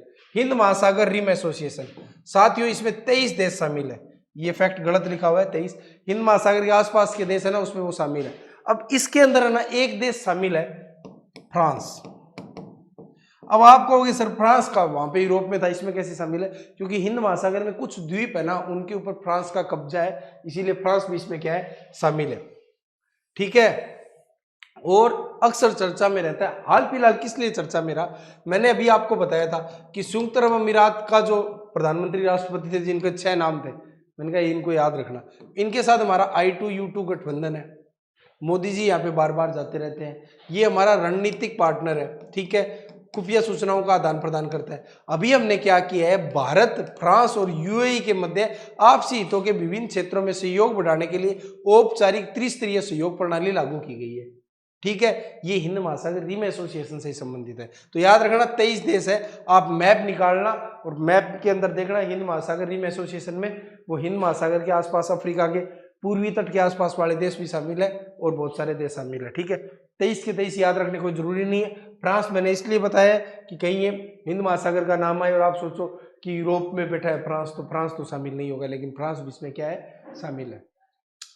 इस पहल के देश के तहत तीनों देश हिंद महासागर रिम एसोसिएशन के साथ मिलकर स्वच्छ ऊर्जा, पर्यावरण और जैव विविधता पर एक परियोजना जारी कर रहे हैं। ठीक है, याद रहेगा हिंद महासागर रिम एसोसिएशन में कितने देश शामिल है, 23, और फ्रांस भी इसमें क्या है, शामिल है।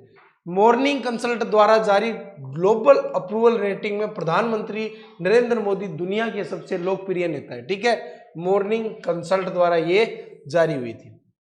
वैश्विक जैव ईंधन गठबंधन, वेरी वेरी इंपॉर्टेंट।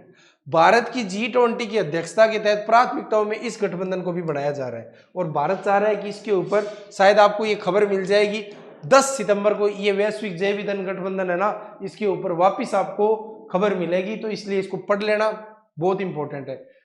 अगर प्री में नहीं आया तो मेंस में आएगा जरूर। भारत की G20 की अध्यक्षता के तहत प्राथमिकताओं में से एक गठबंधन है। घोषणा भारत ऊर्जा सप्ताह 2023 के दौरान 6 से 8 फरवरी के दौरान ये हुआ था, इसकी घोषणा हुई थी। सहयोग को सुगम बनाना, परिवहन क्षेत्र सहित टिकाऊ जैव ईंधन के उपयोग में तेजी लाना और अन्य देश मिलकर इसको क्या करेंगे, आगे बढ़ाएंगे। याद रखना किससे संबंधित है, ये G20 से संबंधित है।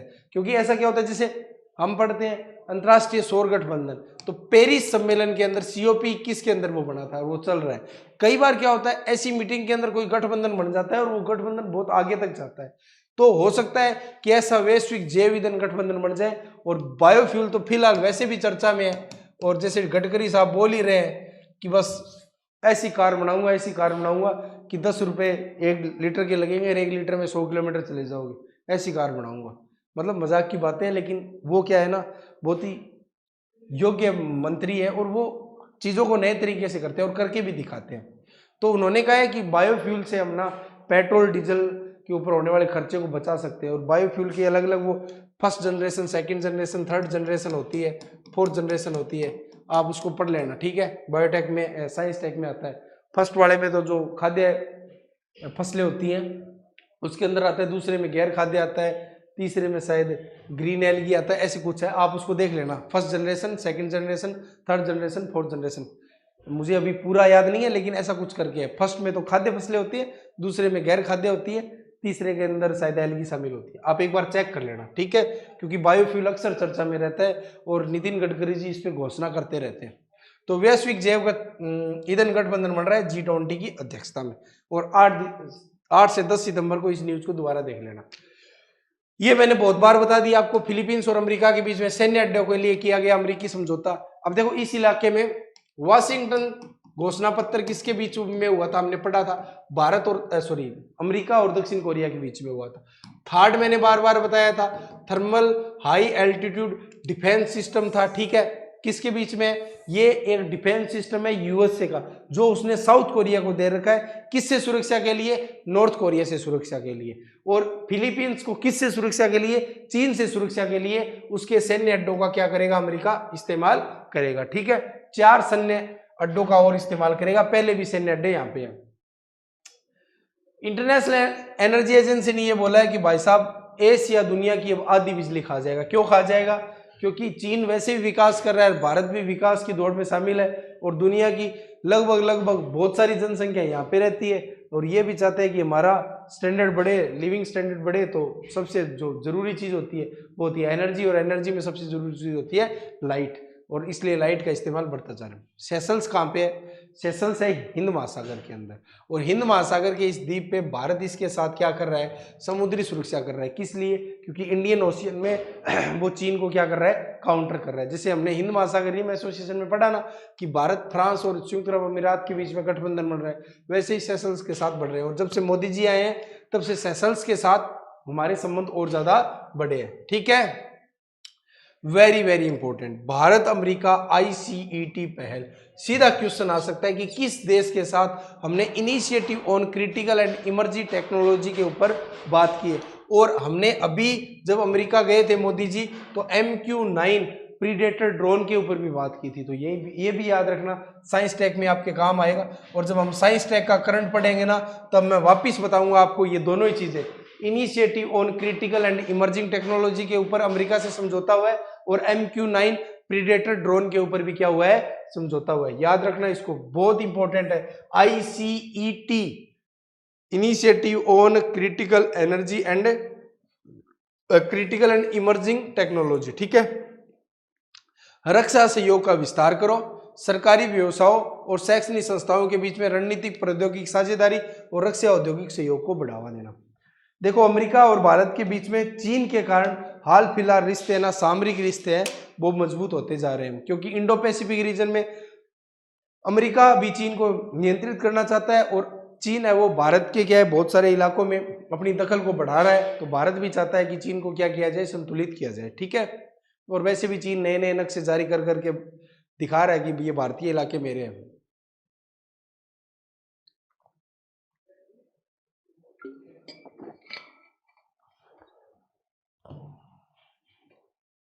चलो आगे बढ़ते हैं।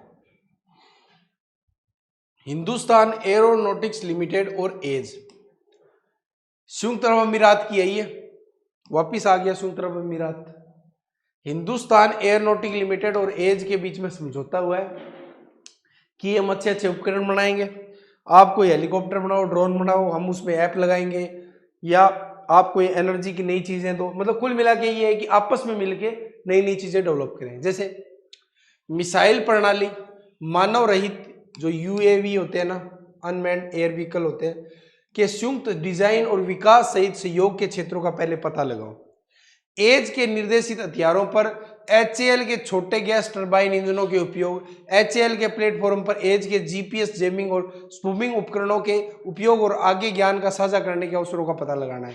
मिशन, कंप्यूटर मिशन कार्यक्रमों पर सहयोग का पता लगाना। इतनी सारी चीजें याद करने की हमें कोई जरूरत नहीं है, हमें सिर्फ ये याद करना है कि हिंदुस्तान एरोनॉटिक्स लिमिटेड और संयुक्त अमीरात के एज के बीच में क्या हुआ है, समझौता हुआ है कि हम ऐसी चीजों का पता लगाएं जहां पे हम मिलकर क्या कर सकते हैं, काम कर सकते हैं। और संयुक्त अरब अमीरात बहुत ही इंपॉर्टेंट है। भ्रष्टाचार धारणा सूचकांक ट्रांसपेरेंसी इंटरनेशनल द्वारा जारी होता है, और भारत इसमें 40 के स्कोर के साथ कितने स्थान पर है, 85 के स्थान पर है। डेनमार्क भाई साहब 1 नंबर पे है, और डेनमार्क डेमोक्रेसी इंडेक्स में भी कितने नंबर पर था, 1 पे था। भारत क्या था, इलेक्टोरल डेमोक्रेसी इंडेक्स में भारत 108वें स्थान पे था, और लिबरल डेमोक्रेसी इंडेक्स में भारत 97वें स्थान पर था, और डेनमार्क कितने पे था, 1 नंबर पे था। यहाँ पे भारत कितने नंबर पे है, 85वें नंबर पे। अब क्या होता है, ऐसे क्वेश्चन में ये आते हैं, कौन जारी करता है और भारत कितने नंबर पर है, और ज्यादा से ज्यादा ये पूछ सकते हैं पहले नंबर पे कौन रहा था, ठीक है। और पहले नंबर पे भाई सब ज्यादा ना लगे तो तुक्का मार देना। अगर स्कैंडिनेविया के देश आए, नॉर्वे, फिनलैंड, स्वीडन, डेनमार्क, इनमें से कोई एक तो फर्स्ट आता ही आता है। HDI में भी फर्स्ट आता है, ठीक है। भ्रष्टाचार धारणा सूचकांक, जब नेशनल करंट अफेयर पढ़ेंगे, HDI पढ़ेंगे, तब वापिस इस चीजों को पढ़ेंगे, ठीक है, क्योंकि ये वापिस आएगा नेशनल करंट अफेयर के अंदर, तो वापिस इनका रिवीजन होगा। तो भ्रष्टाचार धारणा सूचकांक ट्रांसपेरेंसी इंटरनेशनल जारी करता है, और भारत कितने नंबर पे है, 85वें नंबर पे। गैब्रियल तूफान आया था और न्यूजीलैंड ने आपातकाल की घोषणा कर दी, ये मैंने पहले भी बताया था। मासिक धर्म अवकाश प्रदान करने वाली जो कानून है कहां पे बना, स्पेन में बना। सिएटल में जाति आधारित भेदभाव पर स्पष्ट प्रतिबंध का नियम पारित किया गया। जॉर्जिया के अंदर हिंदू फोबिया के खिलाफ कानून पारित किया गया, मैंने बता दिया था। 15 मार्च को इस्लामी फोबिया के खिलाफ इंटरनेशनल डे बनाया गया था। ये चारों चीजें मैंने आपको बार बार पहले बता दी थी। तो स्पेन मासिक धर्म अवकाश प्रदान करने वाला, उसके ऊपर कानून पारित करने वाला पहला देश बन गया है। सिएटल अमेरिका का राज्य है जहां पे जातिवाद के विरुद्ध कानून पारित हुआ है। जॉर्जिया में हिंदू फोबिया के विरुद्ध कानून पारित हुआ है। 15 मार्च को इस्लामी फोबिया के खिलाफ दिवस बनाया गया। जिनमें नाग्युल वांगचुक भूटान के प्रिंस है। सऊदी अरब, मैंने कहा था ना, 2 देश है, नियोम, 2 शहर है, नियोम और न्यू मुरब्बा। भविष्य का मेगा शहर, जैसे फ्यूचर ऑफ द, वो जो एक म्यूजियम था, म्यूजियम ऑफ द फ्यूचर, वो भी सऊदी अरब में था। कहाँ पे था? दुबई में था। और हाईटेक सिटी न्यू मुरब्बा, याद रखना, वेरी वेरी इंपॉर्टेंट। वैसे तो इतना इंपॉर्टेंट नहीं है, लेकिन ये चर्चा में बहुत रहा है कि भविष्य के 2 शहर बनाए, क्योंकि इनके पास बतेरे पैसे पड़े हैं, तो इनको लगता है कि क्या नहीं बनाए, तो यूरोप से नए नए इंजीनियर को बुला लेते हैं, उनको बतेरे पैसे देते हैं, वो कुछ ना कुछ बना देते हैं।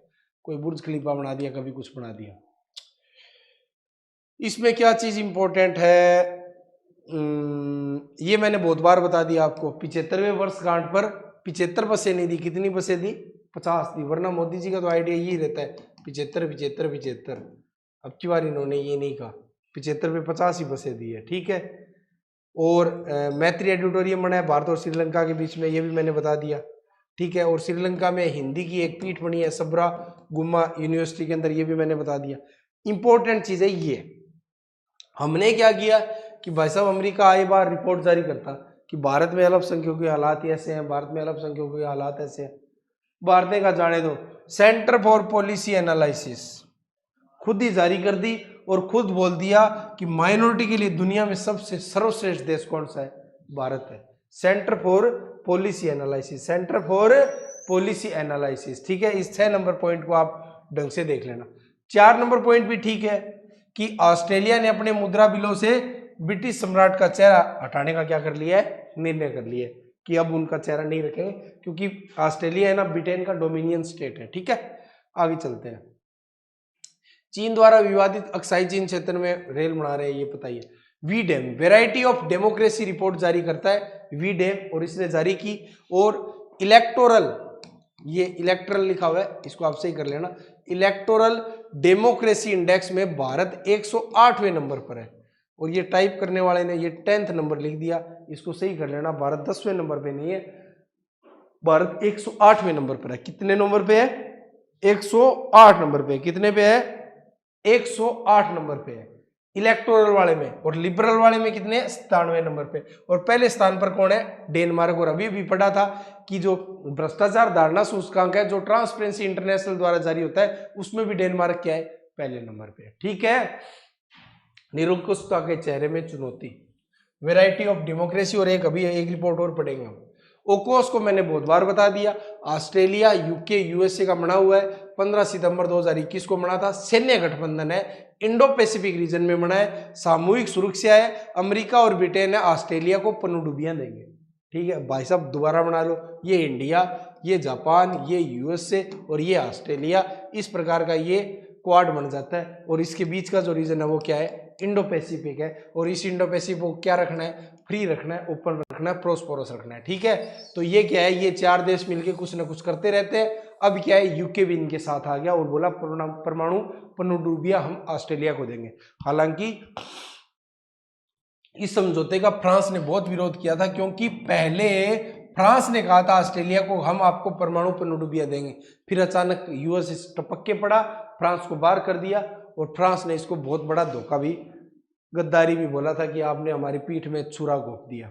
लेकिन यूएसए की क्या ये फितरत है। खैर ओक्स याद रखना, बहुत बहुत इंपॉर्टेंट। और मैंने एक इंपॉर्टेंट संगठन और बताया था, I2U2, India, Israel, USA, United Arab अमीरात। आगे बढ़ते हैं। ये अच्छा इंपॉर्टेंट है। उच्च समुद्र संधि हुई है कि 2030 तक समुद्र के 30% क्षेत्रों को संरक्षित क्षेत्र बना देंगे। देखो संरक्षित क्षेत्र बनाने से क्या होता है? कुदरत की एक खास बात होती है। मैं एक छोटा सा उदाहरण देता हूं आपको। चेरनोबिल रिएक्टर, चेरनोबिल रिएक्टर की जब दुखांतिका घटना हुई थी ना, तब वैज्ञानिकों ने बोला था कि वहां पे इतनी रेडिएशन जारी हुई है कि कई आने वाले कई 100 सालों तक वहां पे कोई मनुष्य, कोई जीव नहीं पनप सकता। लेकिन अब वहां पे अगर जाते हैं, इतने तो पेड़ पौधे, जीव जंतु वहां पे रहने लग गए। मतलब कुदरत की अपनी एक ताकत होती है, और कुदरत चीजों को बहुत जल्दी जल्दी है ना कवर कर लेती है, रिकवर कर लेती है। तो जो हमने प्रदूषण और ग्लोबल वार्मिंग में जो कबाड़ा किया है कुदरत के साथ, तो हम चाहते हैं कि कंजर्व इलाकों की संख्या बढ़े। उसके कारण क्या होता है? कुदरत उनको रिकवर करने की उसकी जो क्षमता होती है वो बढ़ जाए। इसीलिए हम चाहते हैं कि 2030 तक समुद्र के 30% क्षेत्रों को क्या कर दिया जाए?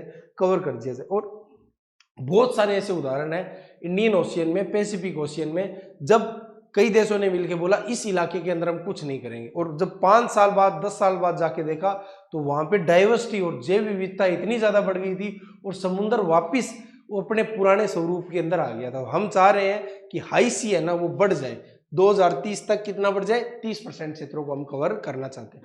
मैकमोहन रेखा भारत और चीन के बीच में, ठीक है, 1914 में खींची गई थी, हम सब जानते हैं इसके बारे में। बुरुंडी में 30 वर्ष पश्चात पोलियो के मामले प्राप्त हुए। कहाँ पे? बुरुंडी में, ठीक है। जब हम छोटे थे तो पोलियो का मिशन बहुत चलता था और हम एक नारा लगाते थे, होलियो सो होलियो अब कोनी में पोलियो। लेकिन वो पोलियो वापिस हो गया, इकट्ठा हो गया बुरुंडी में। कहाँ पे हो गया? बुरुंडी में। कहाँ हो गया? बुरुंडी।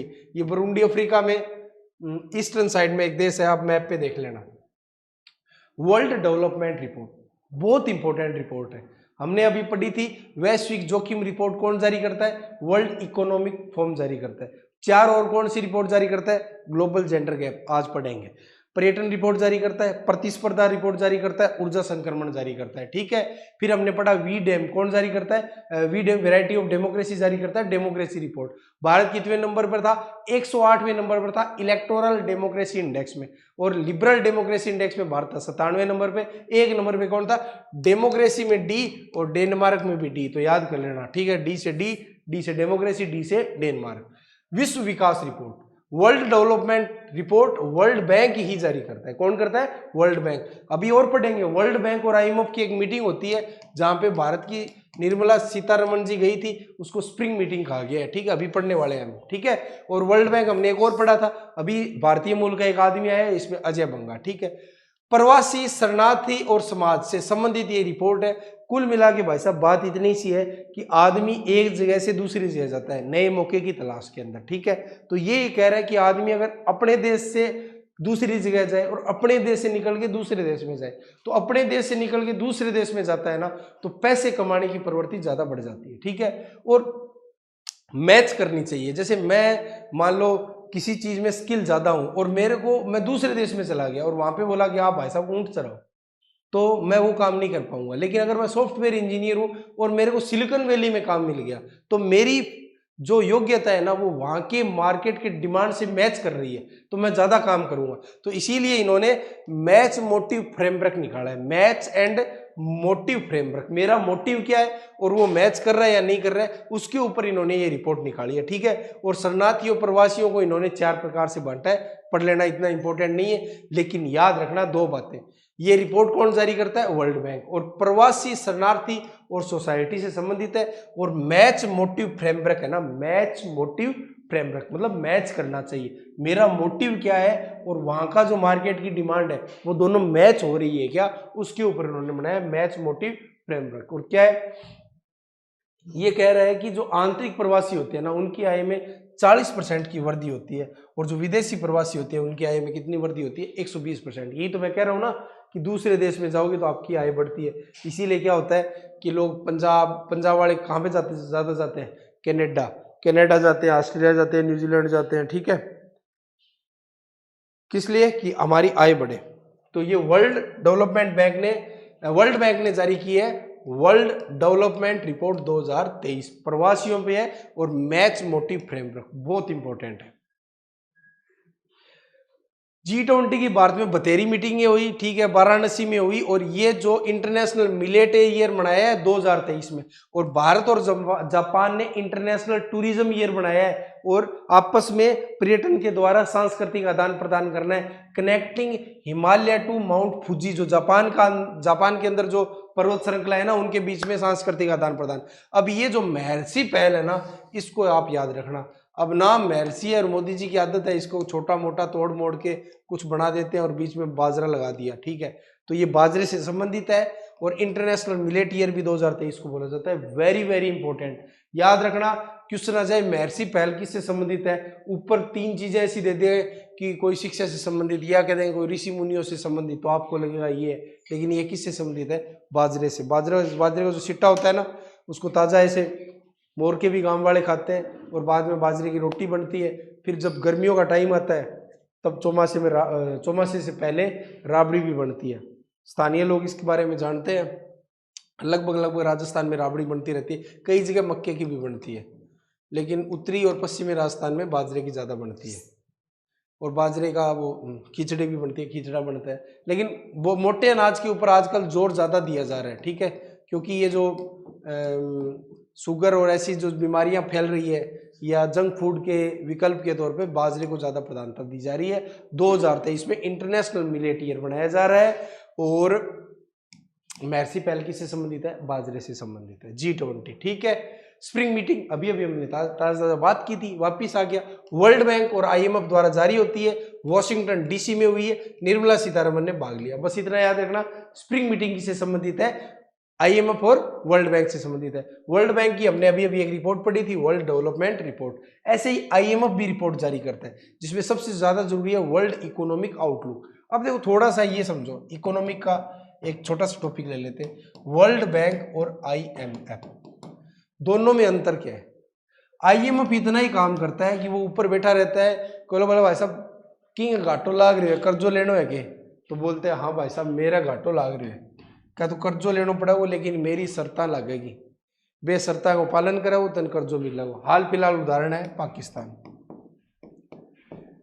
क्या करना पड़ेगा? गवर्नमेंट जॉब को कम करो, प्राइवेटाइजेशन करो, ग्लोबलाइजेशन करो, लिबरलाइजेशन करो, जम के करो और हमारी शर्तों पे करो। भारत ने एक बार किया था 1991 के अंदर, ठीक है। बाद में भारत ने IMF का कर्जा उतार दिया था और अब भारत खुद IMF को पैसे देता है, ठीक है। वर्ल्ड बैंक क्या होता है? वर्ल्ड बैंक लोन देता है और वर्ल्ड बैंक के और भी बहुत सारे भाग होते हैं। और वर्ल्ड बैंक डेवलपमेंट को देखता है, लॉन्ग टर्म डेवलपमेंट को देखता है, लोन उपलब्ध कराता है। और IMF मोटा मोटी कर्जे को उपलब्ध कराता है और फाइनेंशियल सिनेरियो को देखता है, वित्तीय स्थिति को देखता है कि कैसे चल रही है, क्या नहीं चल रही है। और इसीलिए इसको रिपोर्ट आती है वर्ल्ड इकोनॉमिक आउटलुक और एक आती है फाइनेंशियल स्टेबिलिटी रिपोर्ट, ठीक है। ऐसी रिपोर्ट आती है IMF की। तो वर्ल्ड इकोनॉमिक आउटलुक किसकी है? IMF की। और वर्ल्ड बैंक की है वर्ल्ड डेवलपमेंट रिपोर्ट। वैसे तो वर्ल्ड बैंक की बहुत रिपोर्ट आती है। ईज ऑफ डूइंग बिजनेस पहले बहुत चर्चा में रहती थी, अब वर्ल्ड बैंक ने उसको बंद कर दिया है। तो क्वेश्चन आ सकता है कि किस रिपोर्ट को अभी वर्ल्ड बैंक ने बंद कर दिया, ईज ऑफ डूइंग बिजनेस? किस लिए कर दिया? बोला भाई साहब ये दूसरे देश वाले डाटा है ना वो फर्जी देते हैं और ये डाटा मैच नहीं हो रहे, इसलिए इसने बंद कर दिया। स्प्रिंग मीटिंग कौन कौन जारी करता है? वर्ल्ड बैंक और IMF। कौन गया था? निर्मला जी सीतारमण जी गए थे, ठीक है। एम्बफ हाइड्रा पहली हाइड्रोजन संचालित नौका है, नॉर्वेजियन कंपनी है, नॉरलैंड द्वारा बनाई गई है, कोई इंपॉर्टेंट नहीं है, पढ़ लेना। डॉक्टर जयशंकर का लैटिन दौरा हुआ, ये 3 संगठन है, ये किससे संबंधित है? लैटिन देशों से संबंधित है। Council on foreign and community relation और कैरेबियन कम्युनिटी। अब ये तो याद हो जाता है, कैरेबियन, कॉम से कम्युनिटी, कोफकोर भी याद होता है, council on foreign and community relation. ये सिक्का याद नहीं होता क्योंकि ये कोई शब्द नहीं जुड़ते आपस में, क्योंकि उनकी लैंग्वेज के हिसाब से ये बना हुआ है। तो सेंट्रल अमेरिकन इंटीग्रेशन सिस्टम है ये, ठीक है। जो ये कोस्टा रिका, होंडुरुस, पनामा, ये देश है ना जो उत्तरी अमेरिका और दक्षिण अमेरिका को बीच में जोड़ते हैं, इन देशों का ये संगठन है सिक्का, सेंट्रल अमेरिकन इंटीग्रेशन सिस्टम। और यहाँ पे घूमने गए थे जयशंकर जी, इनसे कोई बात की थी। यूथ 20 G20 का था कि युवा आगे आए और नेता बने और देश को संभाले, ठीक है। G20 की प्री समिट थी, लेह में हुई थी। वहां पे उन्होंने बर्फ से एक इंडिया आइस स्कल्पचर बनाया था। इस टीम का नाम था कैंग सिंह। ये कैंग रिंग लिखा हुआ है, आप इसको सही कर लेना। हालांकि ये नहीं आएगा लेकिन इतना जरूर आएगा, इंडिया आइस स्कल्पचर कहाँ पे बना था? लेह में बना था। और Y20 मीटिंग कहाँ पे हुई थी? लेह में। क्योंकि G20 की मीटिंग से पहले मोदी जी ने भारत में जगह जगह पे मीटिंग कराई थी। जैसे हमने वाराणसी में बात की थी, वहां पे महर्षि पहल हुई थी बाजरे के ऊपर।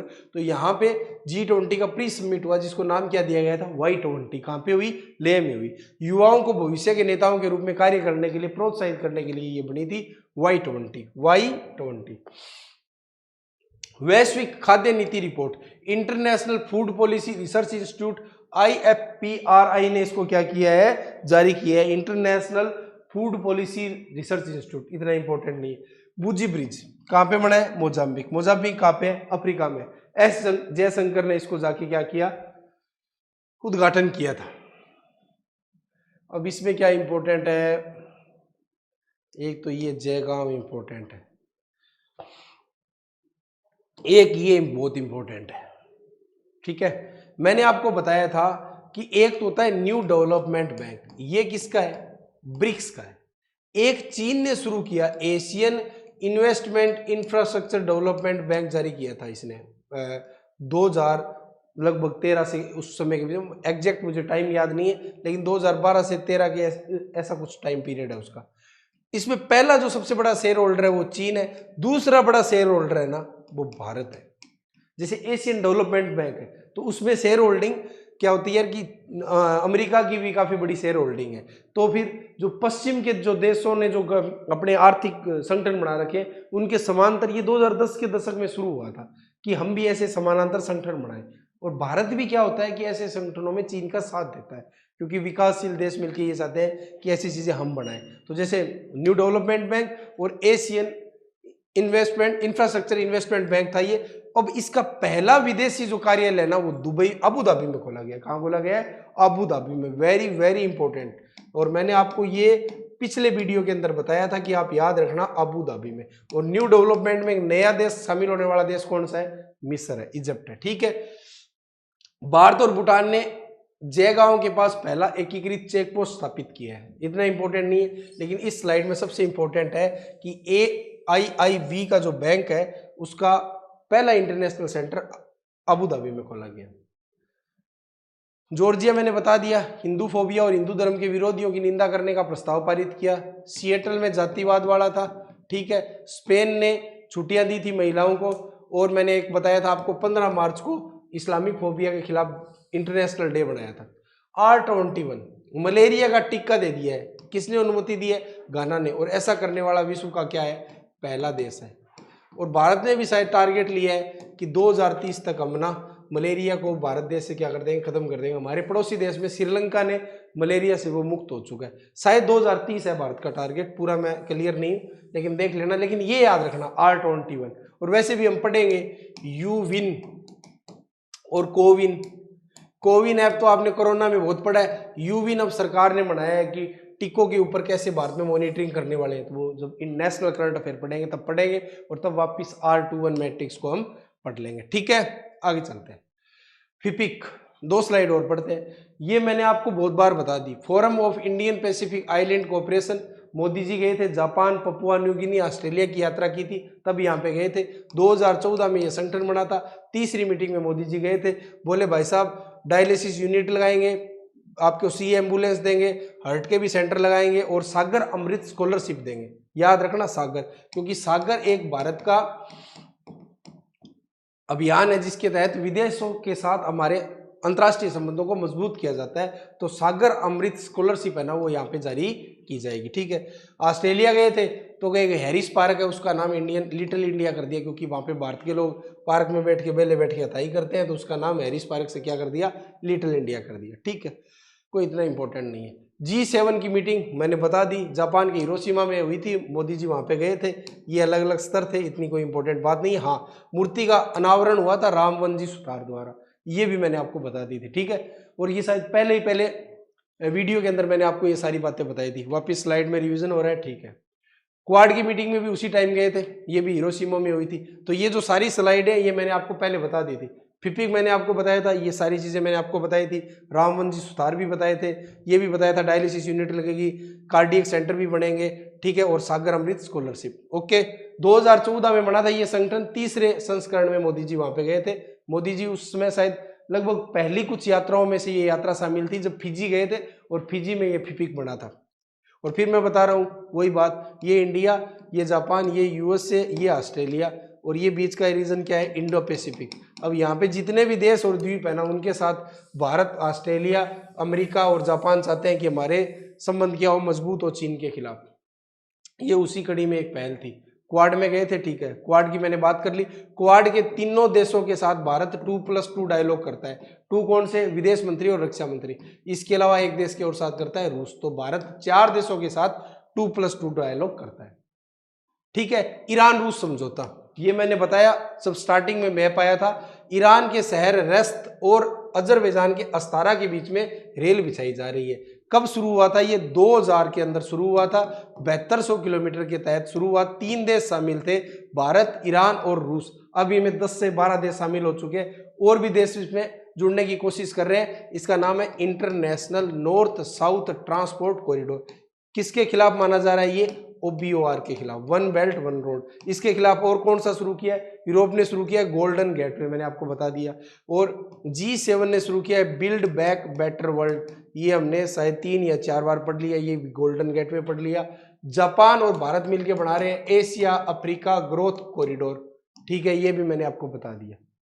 ठीक है, ये कल से पढ़ेंगे। विश्व प्रेस स्वतंत्रता सूचकांक, भारत की हालत बहुत ज़्यादा खराब हो चुकी है, इसमें क्यों हो चुकी है ये आप सब जानते हो, रोज सोशल मीडिया में ये चर्चा देखते हो। और इसको जारी कौन करता है? रिपोर्टर विदाउट बॉर्डर, ठीक है। कल हम बाकी बचे हुए स्लाइड करेंगे साथ में जो 3 वीडियो के अंदर हमने पढ़ा है उसका हम एक मैराथन रिवीजन कर लेंगे, ठीक है। और जो आज पढ़ा है उसका कल हम आते ही शुरू के 15-20 मिनट रिवीजन कर लेंगे। आपका बहुत बहुत धन्यवाद, शुक्रिया, एहतराम, बाय।